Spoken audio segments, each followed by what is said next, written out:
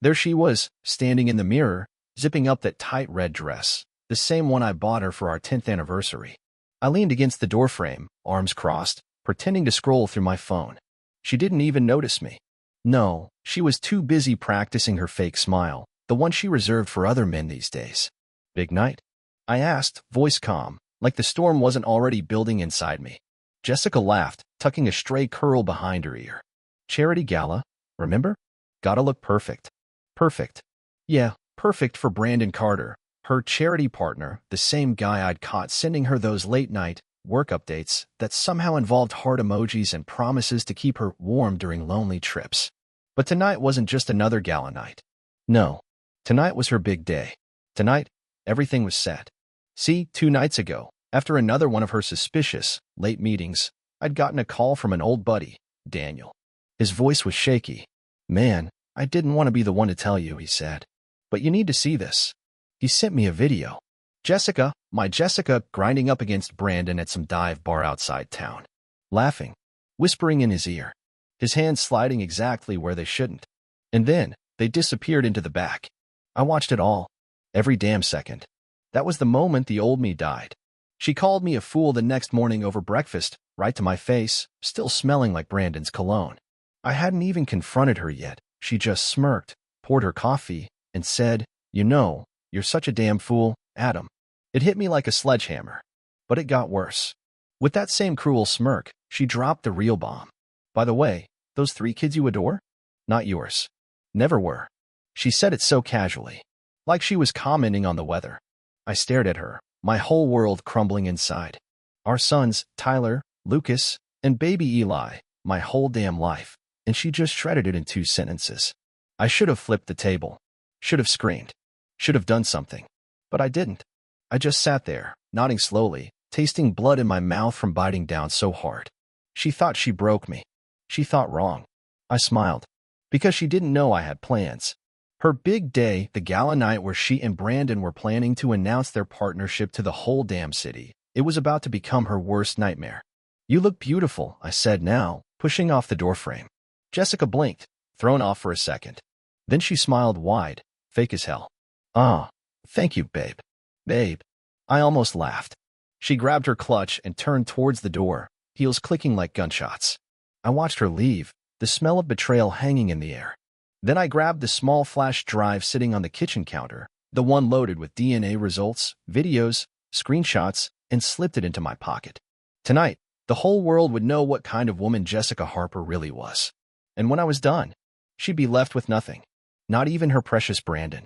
Because he had skeletons too, and tonight, I was dragging every one of them into the spotlight. But first, I poured myself a whiskey, neat, and sat back, letting the fire burn inside me. Calm. Focused. She called me a fool. She had no idea. The real fool was the one thinking she could play me and walk away clean. And tonight was just the beginning. The gala was already buzzing when I walked in. Crystal chandeliers lit up the massive ballroom.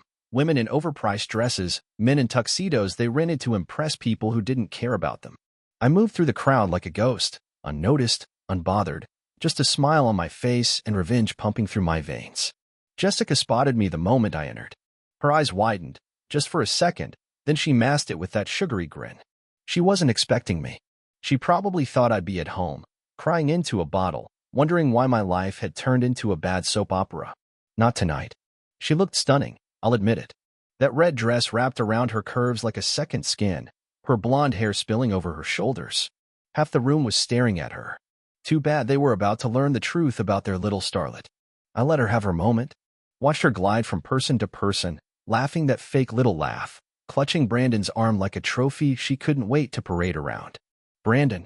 Tall, smug, dripping in money he didn't earn.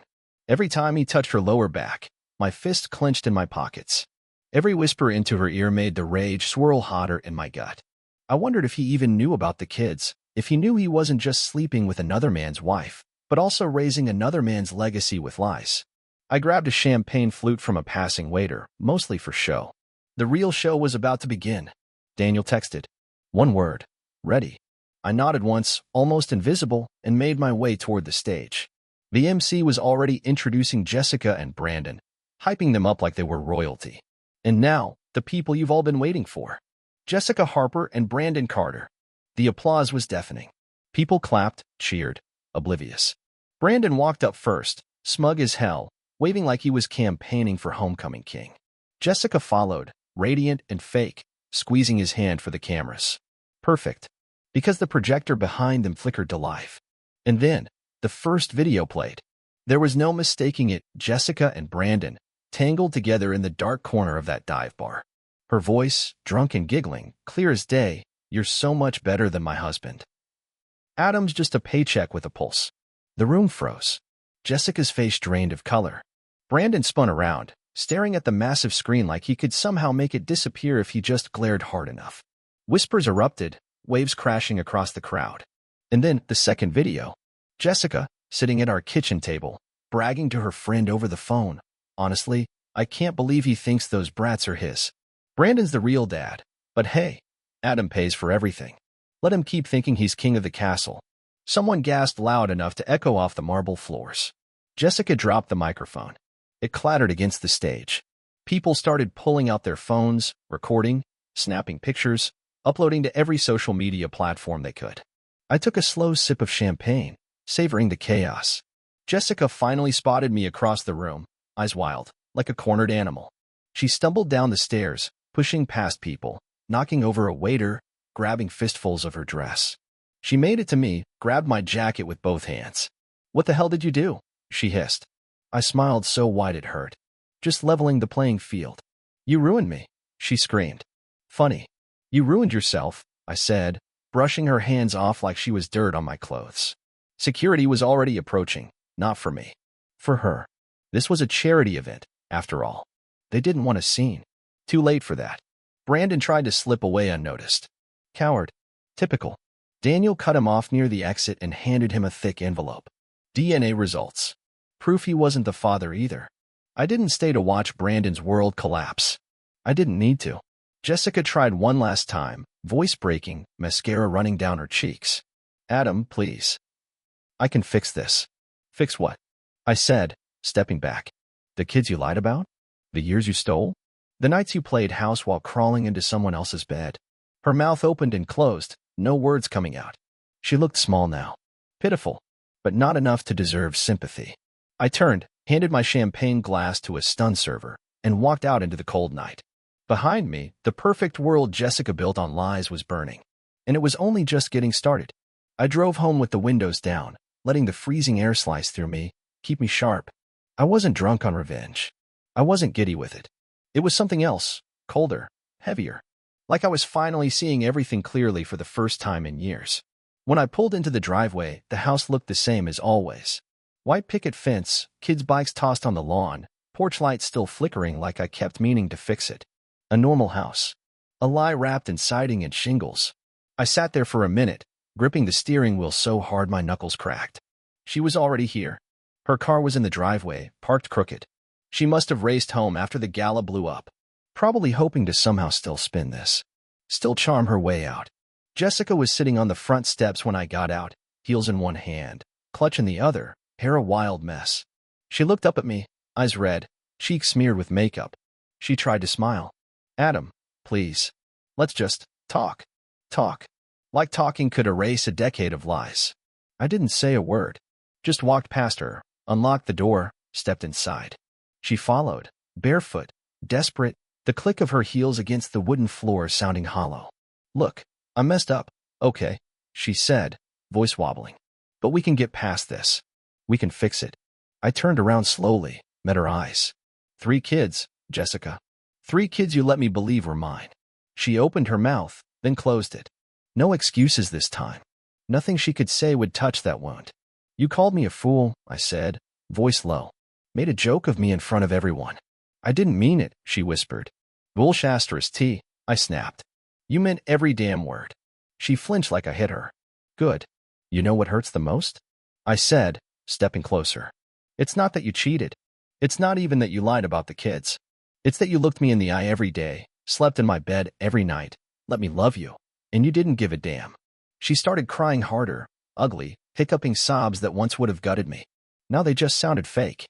Performed. "You don't understand, Adam," she cried. "Brandon, It wasn't serious at first. It was just fun. It meant nothing. Fun? I repeated, laughing bitterly. So my whole life, our family, was what? A goddamn hobby. She reached for me. I stepped back. You think this is about Brandon? I asked. You think it's just him? She blinked, confused. I pulled out my phone, tapped the screen.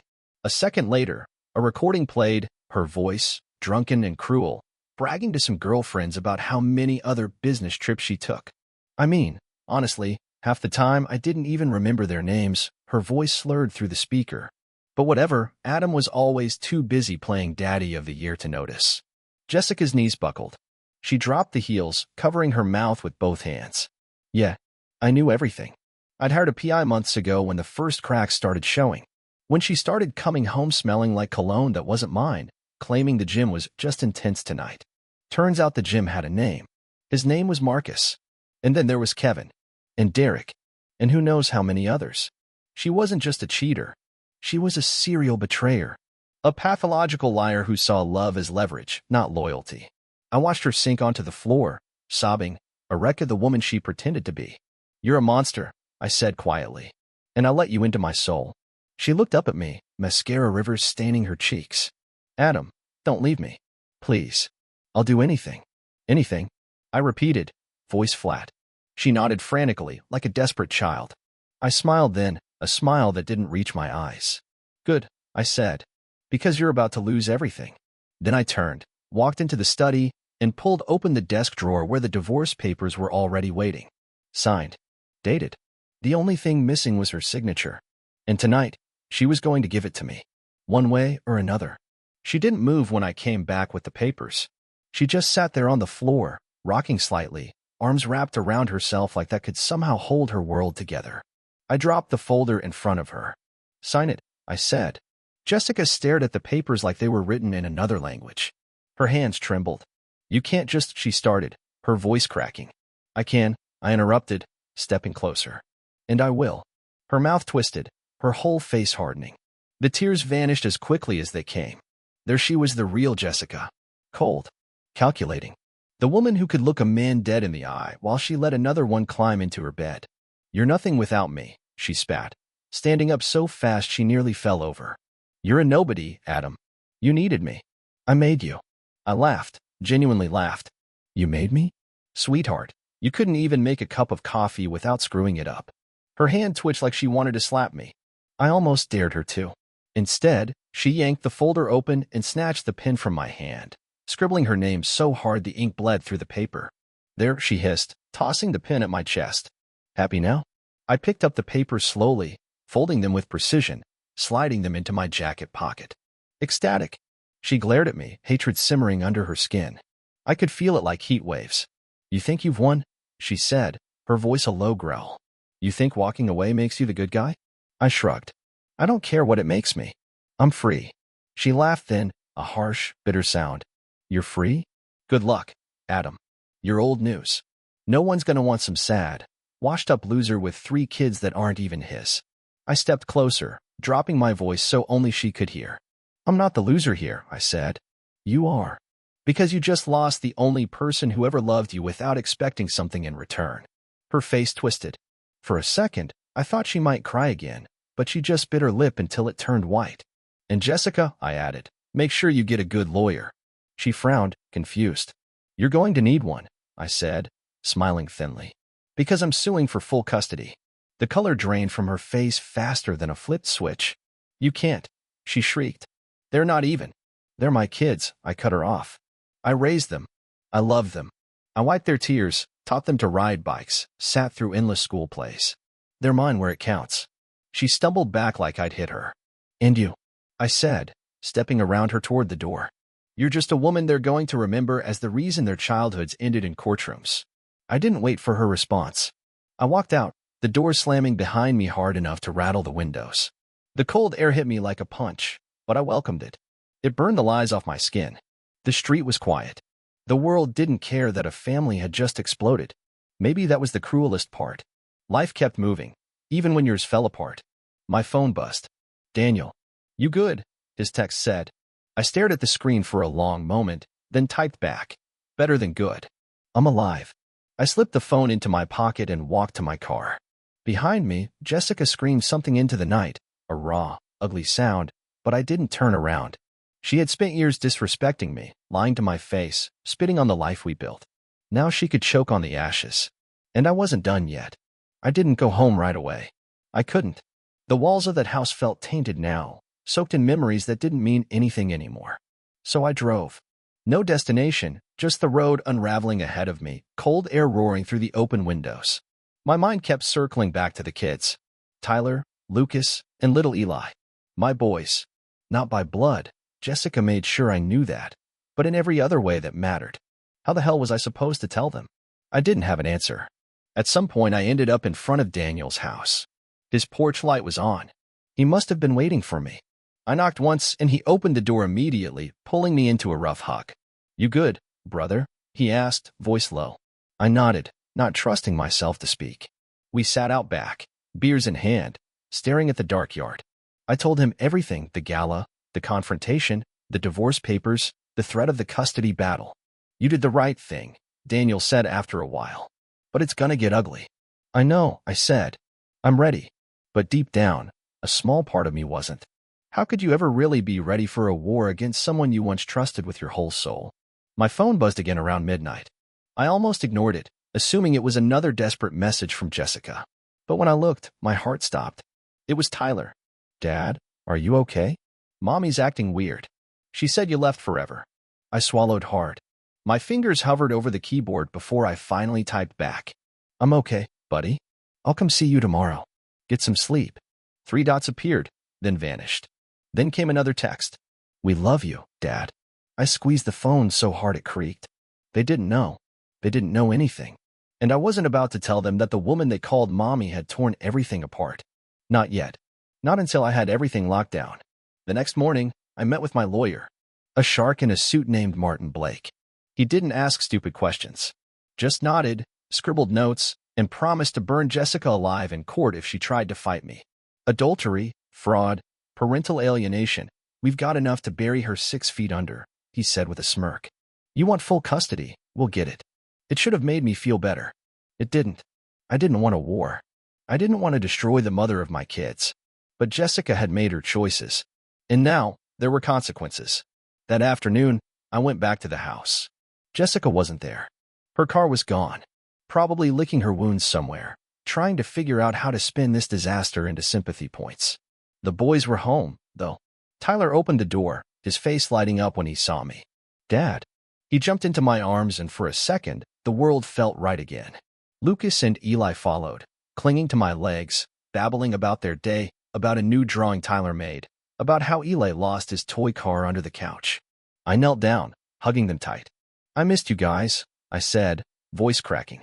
"Are you mad at Mommy?" Lucas asked quietly. I closed my eyes, breathed deep. "No," I said finally. "I'm just sad. Grown-up stuff. But it's not your fault. You guys are the best thing that ever happened to me." They didn't understand, not fully. But they hugged me tighter anyway. Later, while they napped, I walked through the house, taking everything in. Every photo on the wall. Every stupid little decoration Jessica insisted on. Every tiny piece of a life that wasn't what it seemed. And that's when I found it. Tucked into the back of the closet. A shoebox. Inside, letters. Dozens of them. From Brandon. From Marcus. From other men whose names I didn't even recognize. Explicit letters. Promises. Memories of nights spent behind my back. Some dated years ago. Some so recent the ink was still smudged. She hadn't just cheated. She had lived an entirely separate life, layered right over ours like a second skin. I sat there, shoebox in my lap, feeling like a fool all over again. But not for long. I grabbed the box, walked outside, and dumped it into the trash can. Set it on fire without a second thought. Watched the paper blacken and curl and die. When the last ember faded, I went back inside. And for the first time in years, I felt clean. Tomorrow, the real battle would start. But tonight, I slept in my son's room, one arm around each of them, holding on to the only real thing Jessica hadn't been able to destroy. The first shot Jessica fired came the next morning. A knock at the door woke me up. I untangled myself carefully from the boys, making sure not to wake them, and headed downstairs. Through the peephole, I saw 2 men in suits. Not cops. Worse. Process servers. When I opened the door, the taller one handed me a thick envelope. "You've been served," he said flatly. I didn't even have to open it to know what it was. Jessica was suing for full custody. She wasn't just trying to save herself. She was trying to erase me. I tore the envelope open, skimming the papers. False accusations jumped off the page like vipers. Claims that I was emotionally abusive, that I neglected the kids, that I was unstable and unfit to parent. It was almost laughable if it wasn't so goddamn dirty. She wasn't fighting fair. She was swinging wild, trying to drown me in lies before I could stand up straight. I called Martin immediately. "She's playing dirty," I said. "Good," he replied coolly. "That means she's scared. We'll tear her apart." I wanted to believe him. I needed to believe him. But as I stood there, legal papers in hand, watching the morning sun creep over the rooftops, I realized something terrifying. Jessica didn't care if she ruined the kids to get back at me. She just wanted to win. The next few days were a blur of meetings, affidavits to counter her affidavits. Martin worked fast, gathering statements from teachers, neighbors, friends, anyone who could vouch for me. Meanwhile, Jessica went on a campaign of lies. She started showing up at the boys' school, dressed like she was auditioning for a Disney movie, pretending to be Mother of the Year. She planted stories with mutual friends, painting herself as the abandoned wife struggling to protect her children from a bitter, broken man. I heard about every word of it. I didn't react. Not yet. Instead, I focused on the boys. Breakfasts together. Walks to the park. Bedtime stories where my voice cracked halfway through because I knew how close I was to losing them. Tyler picked up on it first. One night, he curled up next to me on the couch, clutching his tattered Spider-Man blanket. "Dad," he said softly, "are you going to go away?" I pulled him closer, kissing the top of his messy hair. "Never," I whispered. "Not if I can help it." The day of the temporary custody hearing arrived cold and gray. Jessica strutted into the courthouse like she owned the place.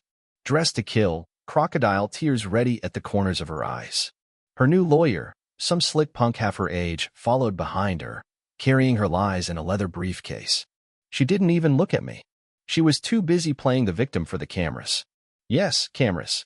She tipped off a local news outlet, hoping to paint herself as some poor mother fighting a cruel, vindictive ex-husband. When I saw the flash of a camera outside the courthouse, it hit me how far she was willing to go. But I wasn't playing her game. Inside, the judge listened to both sides. Jessica cried on cue, told stories about late nights alone with the kids while I was working too much or coming home angry. Martin dismantled her piece by piece, calmly presenting evidence, witnesses, timelines that shredded her fantasy world. And when he dropped the DNA results, proving I wasn't the biological father, but had raised the boys every single day of their lives, I watched Jessica's facade crack. Just for a second. Just long enough. The judge didn't make a final ruling that day, but we walked out with shared custody, at least until the full trial. A win. A small one, but a win. Jessica stalked past me outside, shoving her sunglasses on. "This isn't over," she snarled under her breath. I smiled. "Good," I said, "because I'm just getting started." Her hand twitched like she wanted to slap me. Instead, she hissed something low and venomous. "You think the kids will choose you? They'll hate you when I'm done." I didn't respond. I just watched her storm off, heels clacking against the concrete like gunshots. She was right about one thing. This wasn't over. Not even close. And the next shot was mine. The next hit came 3 nights later. It was late. The house was dark except for the soft blue glow of the TV, some cartoons still playing on mute. Tyler and Lucas had passed out on the couch, little Eli curled between them like a puppy. I was cleaning up their crayons and snack plates when I heard it, a car pulling up way too fast in front of the house. I looked through the window just in time to see Jessica stumbling out of the passenger seat, laughing with some guy I didn't recognize. His hands were all over her. She wore a dress that left almost nothing to the imagination, heels wobbling, hair wild. Drunk. Both of them. I watched, frozen, as she grabbed his face and kissed him right there on the front lawn, giggling like a damn teenager. The guy slapped her ass hard enough that the sound echoed, and she actually squealed, pushing him away playfully before staggering toward the door. I didn't move. I wanted to. God, I wanted to rip the door off its hinges, drag her off the lawn by her hair. But the boys were upstairs, sleeping peacefully. They didn't deserve to see that. The knock came hard and sloppy. I opened the door just a crack. Jessica leaned in, eyes glassy, breath reeking of alcohol and cheap perfume. "Let me in," she slurred. You're not coming in like that, I said, voice low, controlled. She blinked, confused for a second, then her face twisted into a sneer. Who the hell do you think you are? She spat. You don't owe me anymore. No, I said calmly. But the kids are sleeping, and they don't need to see their mother acting like a goddamn circus act. She laughed in my face. Oh, please. You think you're some hero? Some martyr?